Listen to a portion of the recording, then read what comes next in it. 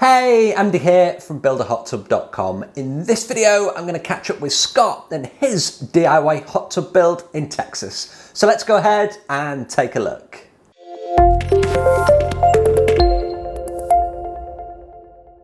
Okay, so this video is all about Scott and his DIY hot tub build in Texas. Now, Scott got in touch because he was totally fine at the building side of things, but he actually wanted some help with the plumbing for his DIY hot tub. So he hired me as his plumbing consultant, and I designed a custom layout for him so that he could then follow the plans and put that into his DIY hot tub. Now, before we get into the video and see just how Scott got on, always a great opportunity for me to say please do subscribe to the channel, hit that notification icon to be notified when my videos go live. I do 2 long form videos just like this every single week, a whole bunch of shorts, and everything on this channel focuses on DIY hot tubs, plunge pools, hot tub parts, and pretty much everything in between.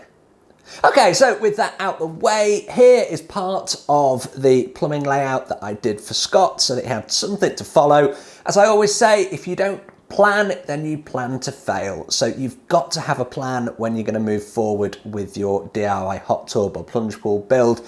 You've got to have something to follow. You can't just wing it. If you do, it's not going to work. So get in touch if I can help you, of course, with custom plans, and I've got a load of those in the online store as well, a load of pre-made ones. I'll put a link to those underneath this video as well. So with the plan in place, meet Scott. So this is Scott, and he had to start, as everybody does, with clearing the area. So where he was going to build his DIY hot tub was a big tree that he needed to remove, and a whole bunch of roots as well. And when he removed it, he also found that that area was actually retaining water. So you can see in the image behind me here that actually needed pumping out as well. So with the tree out the way and the water nicely removed, what Scott actually did next had nothing to do with the physical hot tub. You can see behind me that we're now jumped forward, and he's actually built a roof over the top of the area where he's going to have that hot tub. He's going to put a deck down there as well. It's going to look super, super nice. But that's what he did before he kind of went any further with the hot tub build. Now, what you can also see on the image behind me is that he's digging out the form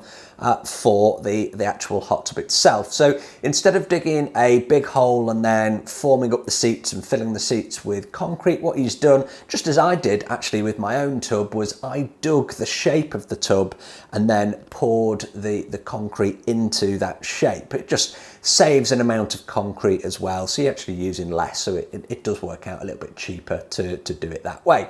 But what Scott's doing here is he's forming up, which is creating a mould out of wood into which he can then pour concrete to create the walls and the seats of his DIY hot tub. So I often get asked whether I would use ICF, use regular block if I built my own hot tub again, and my response is always the same. You need to choose the method that you feel most confident with and that complements your own skills. So there isn't really a one size fits all in terms of, well, this is the best way to create a DIY hot tub. The method that you choose for your walls is really down to your own skill set and your own comfort level with that. So for Scott, with that base and those seats in place, the next step for him was to form up the walls, fit the plumbing, and then pour those walls. And as you can see behind me, this is the result of that. We've kind of jumped forward a couple of steps here rather than just go through everything. And we're just going to focus on kind of the key elements here, the key takeaways that we can use on our own designs. So with that plumbing placed into the walls, the next step, you've got to seal those walls, and then you've got to waterproof those walls. So what Scott has actually opted for is kind of a plaster stroke stucco finish that he's put onto those walls, and it's not going to be tiled or anything. This is going to be the actual finished surface. Now, as you can see behind me, he has opted for a tiled waterline, always a good decision to do that. It just makes life a lot easier if you're cleaning along the waterline, which can get a bit grubby over time. So, are we ready for the big reveal? I normally do this on my TikToks and my shorts, but why not put on a long form video as well? How good does that look? Scott, what a fantastic looking hot tub that you've built there. Love the decking area. I love the fact that it's all undercover, and that colour combination of tiles and the plastered stucco finish is very nice indeed.